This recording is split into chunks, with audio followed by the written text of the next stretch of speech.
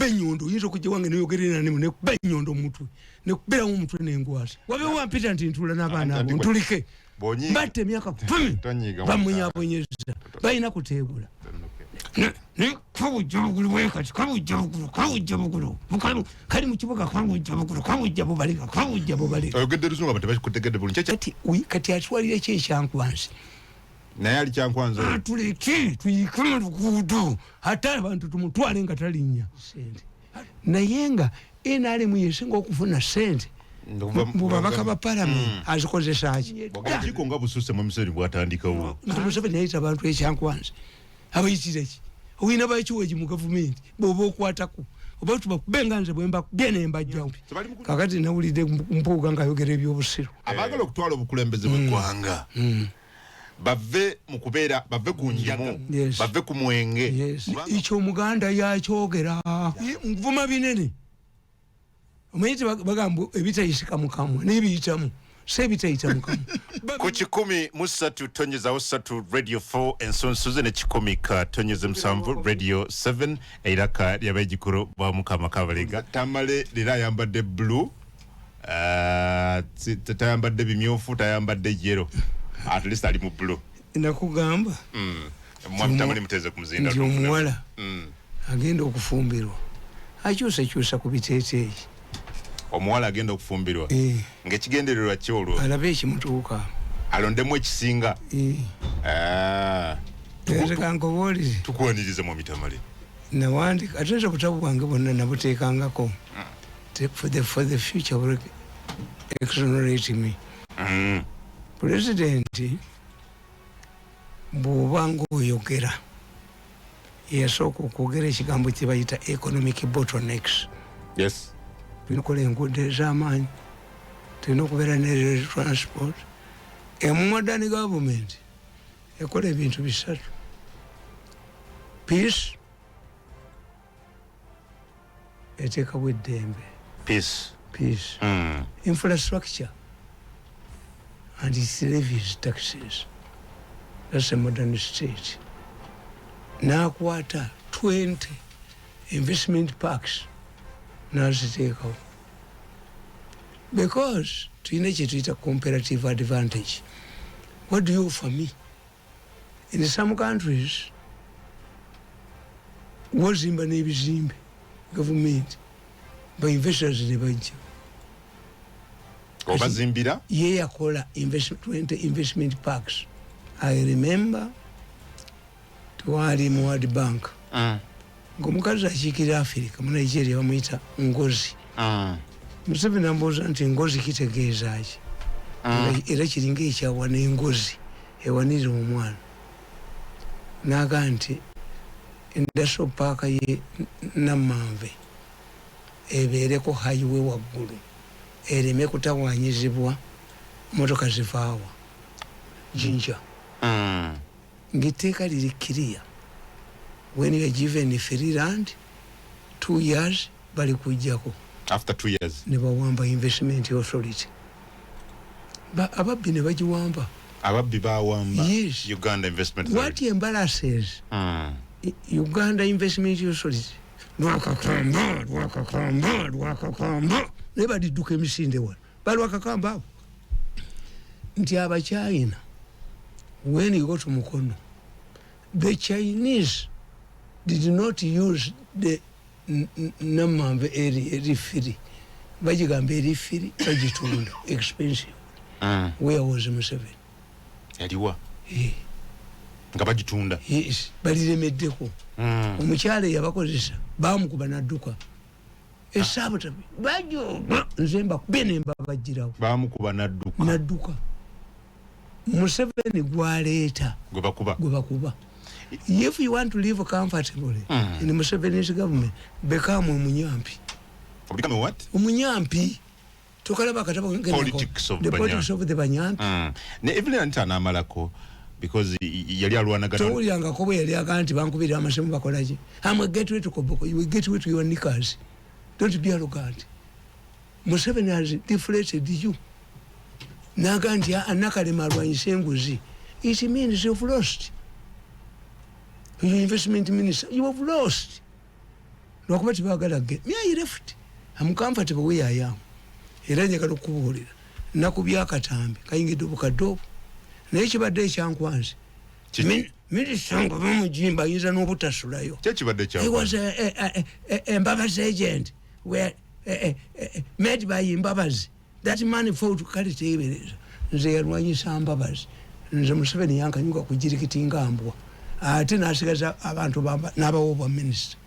Museveni is very unique. Wabadde okuchunya abamuku ba minisita akatambi kafulumye nga professor mubulire gyokolire namuga ne mu covid wasokola abantu kasokola abantu n'olusu lwako basokola abantu muhozi yabatumidde mwenda namuga nti eti mitereyo bamu mukyalowooza okusokola abantu batta mu batunde mu spare ngenda kubakwata akasajja kalemedde ku kusokola abantu. Omanyi nti Museveni yagamba emulago nti ebyo byonna mbijeewo ne baleeta etteeka mu parliament donation babbiremu. Museveni n'abiwera kagendayo n'olutwe lwako n'olutwe ne katiisa abasawo b'emulago paka ne bakatega essimu. I will not renew our contract.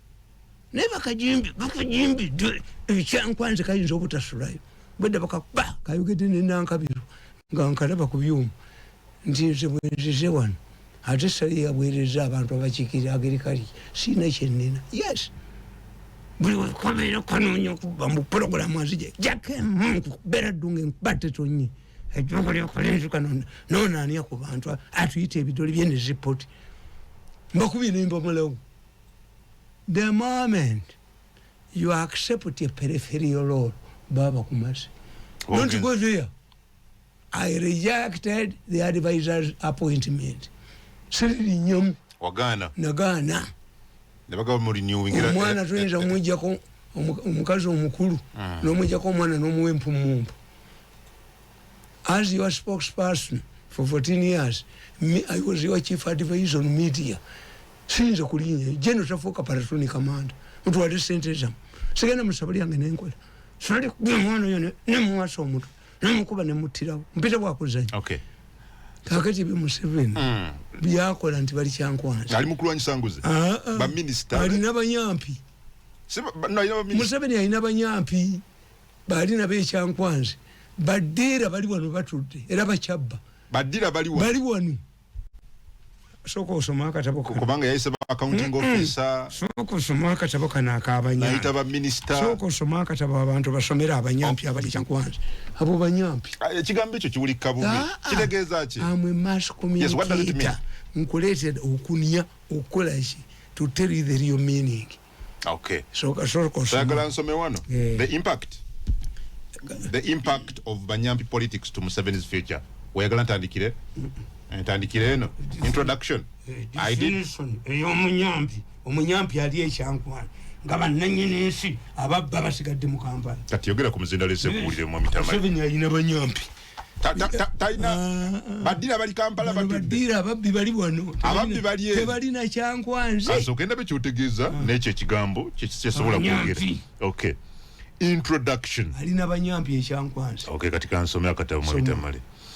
I did mass communication at Makerere University. In mass communication, there is what is called similes. Similes are very important tools of communication, especially in situations when the message is targeting lowly educated people. Such people need examples and illustrations that are familiar in their daily lives. The disadvantage with similes is that at times the audience fails to appreciate them. This is the reason why some characters say that I am arrogant and abusive. My second nuclear weapon is logic and propaganda. These two enable a communicator to fill gaps and expose the loopholes in the opponent's argument. I am also a political scientist. Political science is different from history. The latter is a record of past events, while the former helps us to understand what one wants to achieve. To political scientists, every moment, sound, or decision must be purposeful. It is the knowledge of political science that helps us to understand what our opponents want to achieve and how. I have deliberately used the word abanyampi because it precisely brings out my message to my target audience. Let's take care. Let's take the case of the state of affairs in Ankole Kingdom before the modern political dispensation took a center stage. Once the Omugabe, the Ankole king, polluted the air, polluting the airs in quotes,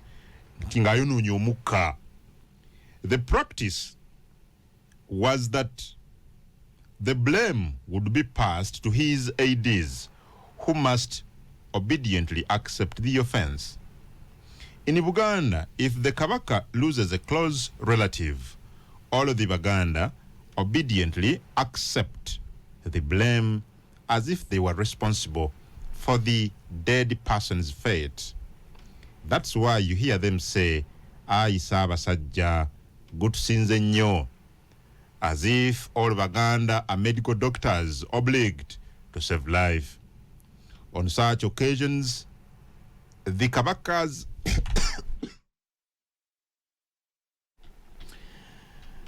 on such occasions, the Kabaka's subjects plead guilty for the death of his relative. It is on this basis that I came up with the term abanyampi to refer to the innocent who pay for crimes that others have committed. Ah, okay. Wano wajje kigambo abanyampi ngotegeeza bali bagala kujjampako nengano nenda nkyasoma sokotule nkyasoma musokola bantu mwepakire kunze ngotegeeza omusajja munzijeewo mumuwadde miliyoni 7 banesimbeko waggulu so alese mukwano abo abatalina musango abatazanga musango agende munifire ni mpaka suwamu agende kwa NBS yao ni mpaka suwamu kitange yakola keka olumbikaje otegeeza abanyampi abajozi abatazza musango abateekebwako musango abalabi bagukoze bali Kampala batudde bali banyampi ba permanent secretaries tebalina musango abali kyangwa abo banyampi bennyini bananyinesi bali Kampala batudde abanyaka buli wamu. For example, the extra cargo that was found on the plane carrying Ugandan currency, as cited in the ongoing scandal at the Bank of Uganda, belonged to tycoon Charles Mbire and city businessman Mandela. But the ones who have been taken to courts of law are the Banyampi, the innocent ones. Abataina musango. What pains me is that this practice of implicating the Banyampi is random in almost all government departments. The media in Uganda is playing a mercenary role and part of this practice. The impact of Banyampi politics to Museveni's future. Taking a critical look at all African culture, one notices one important remnant of the past. African kings were gods. In fact, when Christianity was finally introduced in Africa, it only enforced one dictatorial aspect, the concept that obukulembeze buva wa Katonda, which asserts that leadership comes from God. African kings used this biblical verse to claim that they were chosen by God. They chose to read and emphasize this and ignore other verses that spell how God dealt with errant leaders like Pharaoh. Armed with this concept that leaders are chosen by God, African leaders who replaced kings wanted to portray themselves as ambassadors and high commissioners of God in their respective countries. They opted to several intimidating practices, trying to prove that they were actually representatives of God. For example, all dictators who ruled Africa resorted to juju politics. Majority of them converted to Christianity, but later retained old traditional African practices. Their illiterate subjects could not understand these contradictions. The conversion to modern religion was only meant to appease the colonial masters during the day, but support would be sought from their ancestors during the night. Independence African leaders.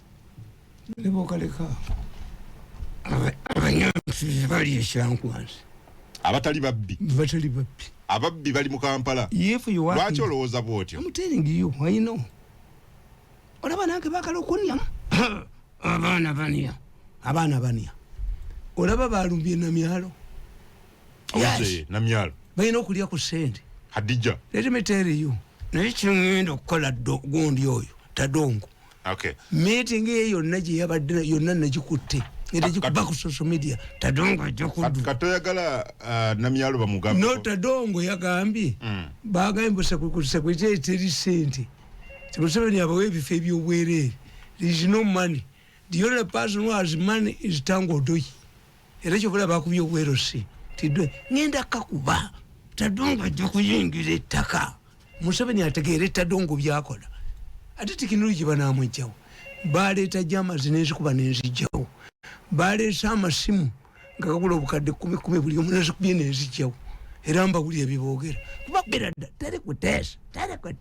So siri ogera kono mujezo abalenzi abo bazze baniamu nga banyalamu baniamu siri dda. So kuno kumala biseera okubeera ekyankwanyi. Ati wali.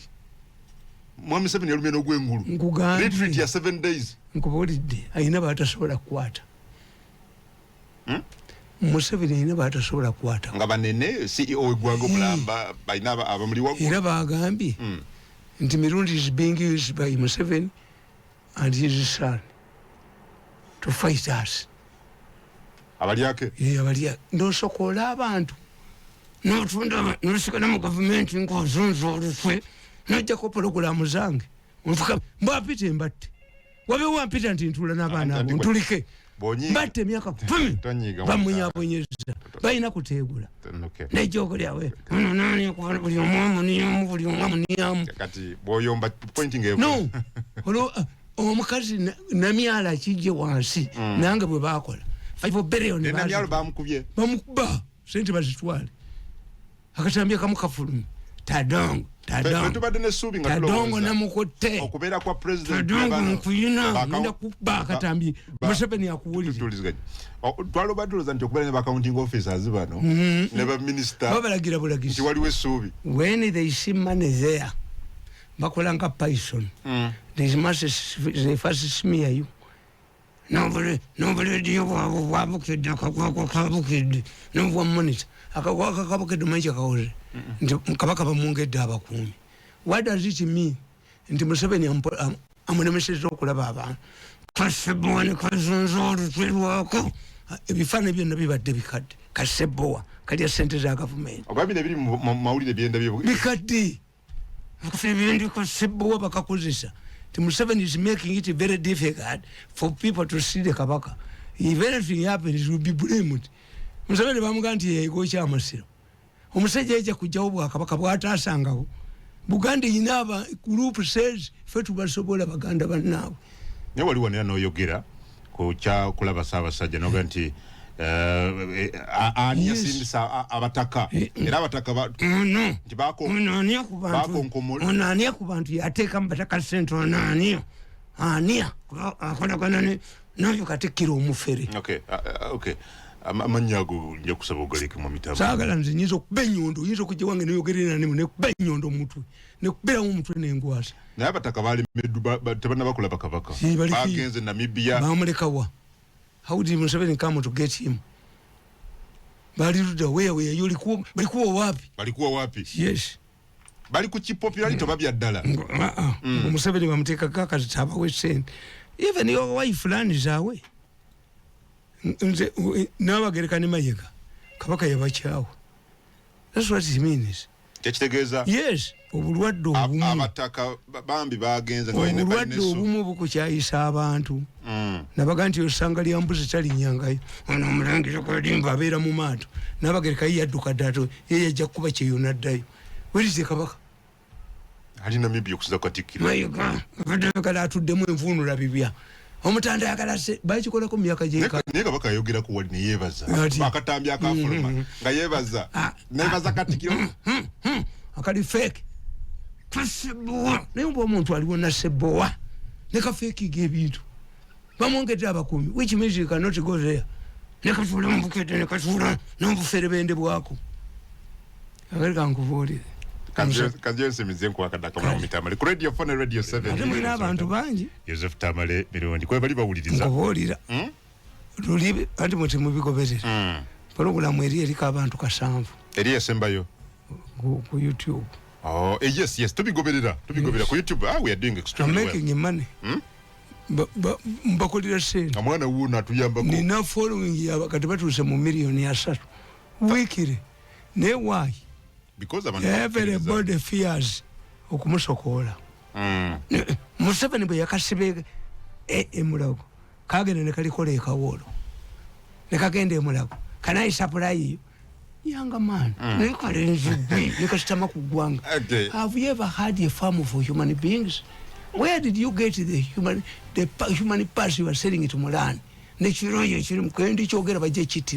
I love to bajukiza tulina ku YouTube TV channels radio 4 yenkugambira ndi Museveni atwala banyampieko obwatuwulira ng'enagese ewunya omukoyo abagitunieddeko nabakola ki bali batta bantu abana 15 bali balowooza ndi mwangu bajja kunkanyuka kujirikiti me to be an advisor swera amazi swera empono okay tugende ku nsonga endala mu mitabo kakati kankubuulire nti okumanya bali banyampi a minister a person was charged before court for stealing 1.8 billion belonging to a circle, Modabode circle, which was donated by Museveni. A minister of Museveni's government went to the Luzira bus and picked it. Techibangao.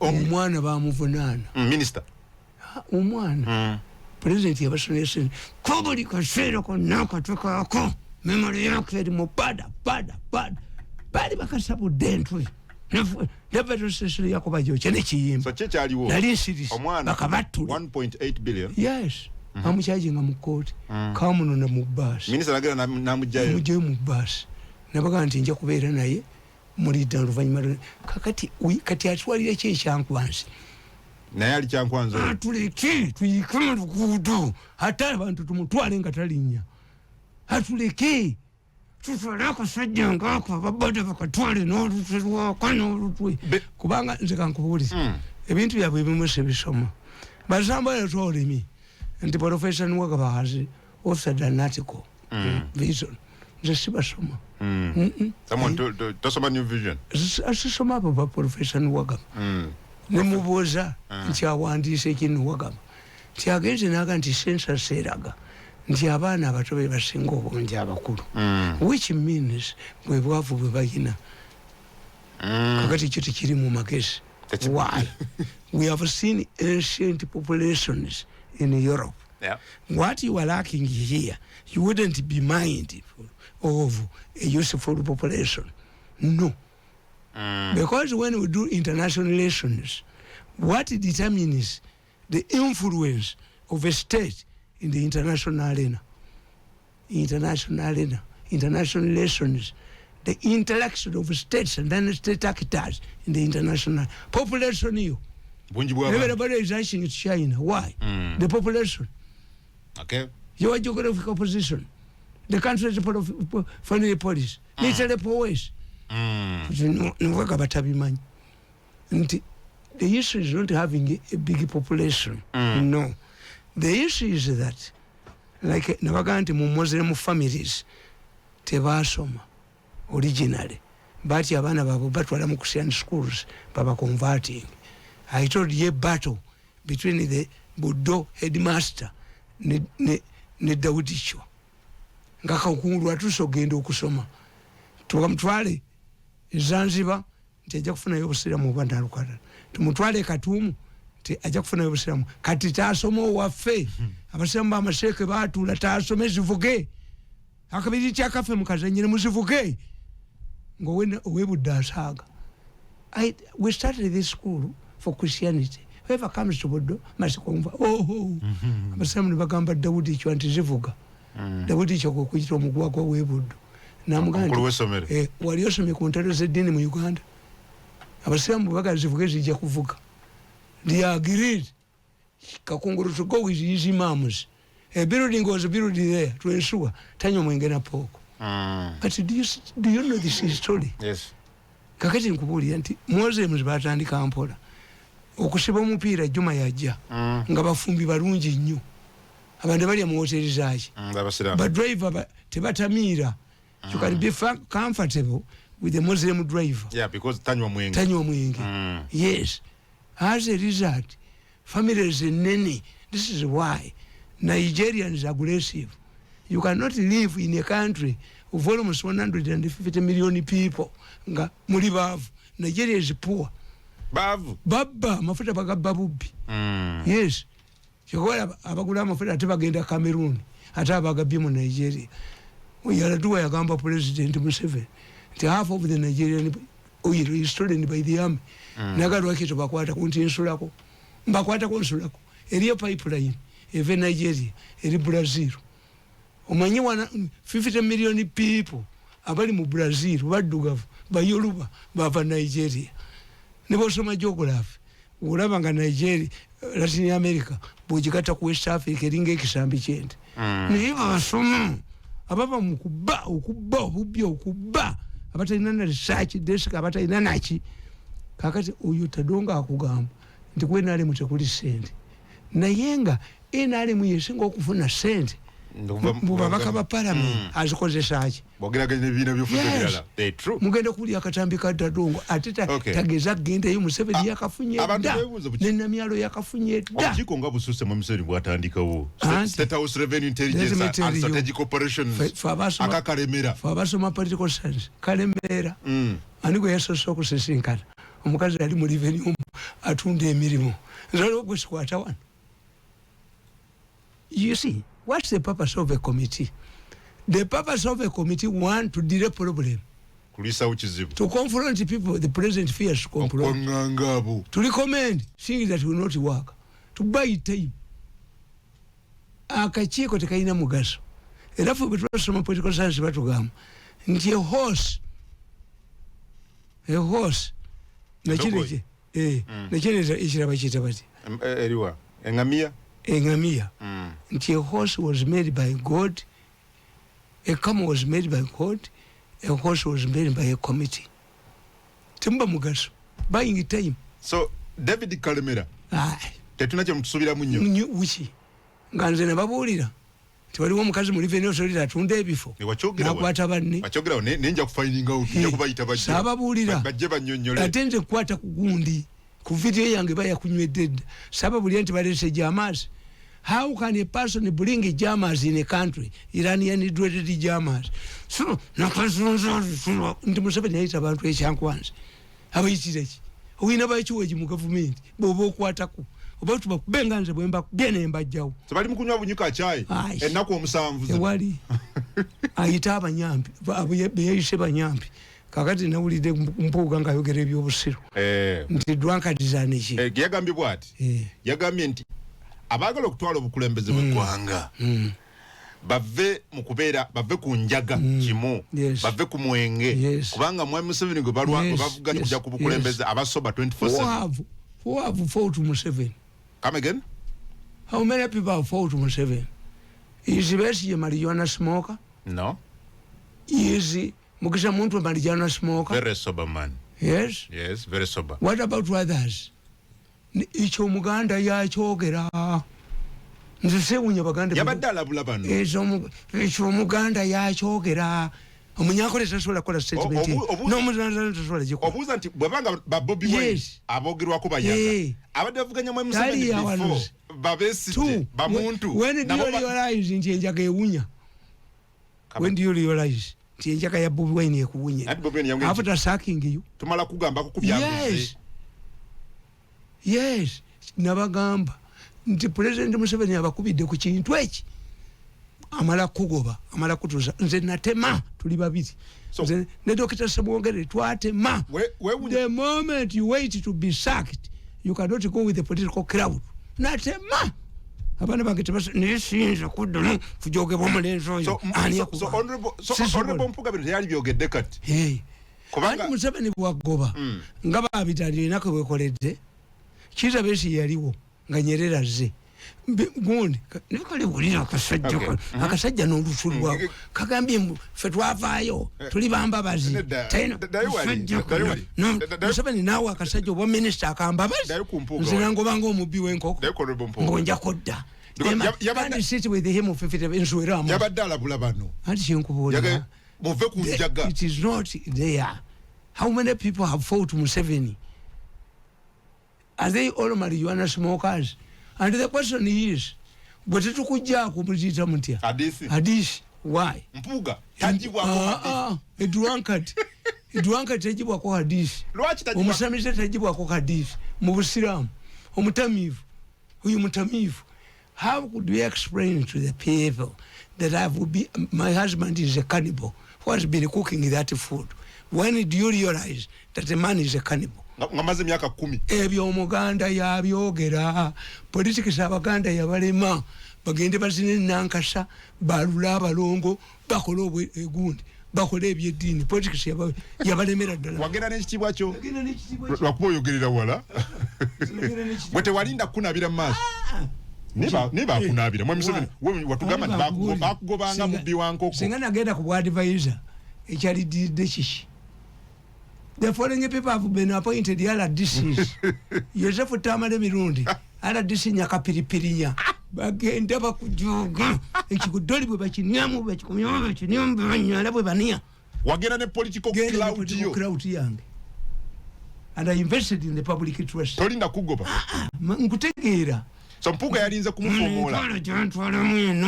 Entwala jantwalamu. Nga antutte mu president's office wali akasajja kano akanuka kale likolika n'umukodume waniyeddemu baleese omulala bamwanise waggulu kunzi bamwadde million sebate munyu meeting esigibatiramu I just went home I'm at home for 10 years ndaba mpitayo otudde njagende waffe nsime ebyolooni njagende waffe nsime graves njagende waffe kuba amataffaali until was comes to power I'm 7 sigiddamu nja kubatta abantu nyinza okubana kuli bana Luiso ne banyondo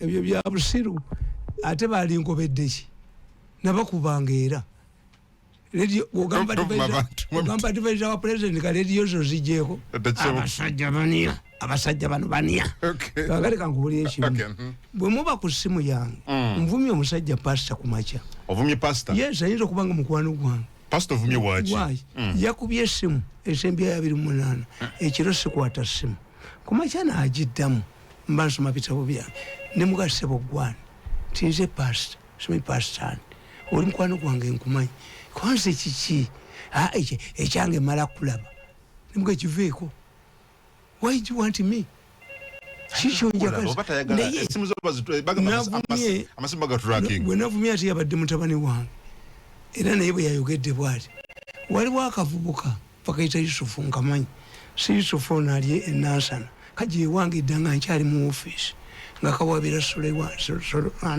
Sullivan teyatwala ekizimbe kyabwe ekya family nentula ne Sullivan nangaleeta akasajja ako bwe kanumiriza nga bituufu nja kasasula baloya ne bakakwata ne bakalalambaza kati ate kankubira essimu ku makya nvuma buvumi why don't you ring nze mubuze benkubira amasimu ikozano ane gwe nkubidde ate nvuma binene biringa basi ali ayinza okugamba ani ono kozano ani ono ebintu bindeeta ku simu yange essimu erikiriya morning sir morning how are you are you Mr. Tamale Mirundi we are many Mirundis naye omuntu nakubira ekiro saa 8 ogw'ekiro n'alemerako ali mu ndongo wamma babuuzeeko nze yebasedda kisajja gwe kiyawo nakyo kinywerako mwenge nti kimanyi ebirala bibbi tamale mumanyi kamukubira ababuuzeeko esimu y'ekiro is a disgraceful tulina abaana bangi each one ani agudde kwakisi byasama bwasama tukwagala nnyo saba tuli wano mu lubiri lw'enkoni naye tetulina kulabako nga nkikubawo eki ate bibanyumira ebinene ba binene akamu kabeera mu studio zesigendako kangera eddoboozi saba tunyonyoleko ku kyabadde musibawa ba okubawo binene nvaako oyogera ebitayisika mukama sivumankako kyaligonza ebinene yegenda ate mukwano gwange nyera twakyawoga yegenda you have started even hiding yourself me to hide ate nga nitambulira yani antreating he was tricking you. Yes, he was treating me, ringing me.